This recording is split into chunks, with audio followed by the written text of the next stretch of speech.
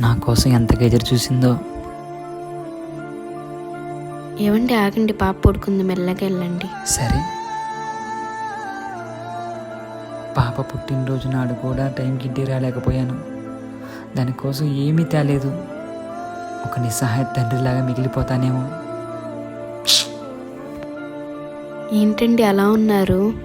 ఏం లేదులేవే, అప్పుడే మా నాన్న చెప్పినప్పుడే చదువుకొని ఉంటే బాగుండేది. ఆ రోజుల్లో ఎలా పడితే అలా తిరిగాను ఆయన మాట వినకుండా. చూసావా ఇప్పుడు ఎంత కష్టంగా ఉందో. మంచి ఉద్యోగం లేదు.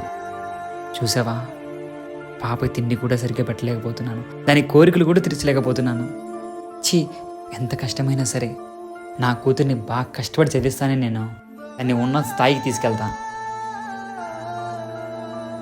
సర్లేండి, బాధపడకండి, మనకి మంచి రోజులు వస్తాయి.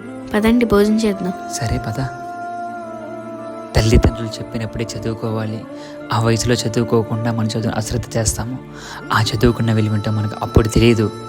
మనకంటూ కుటుంబం వచ్చిన తర్వాతే ఆ చదువుకున్న విలువేంటో తెలుస్తుంది. నిజమే కదా? ఏమంటారు? కామెంట్లో చెప్పండి.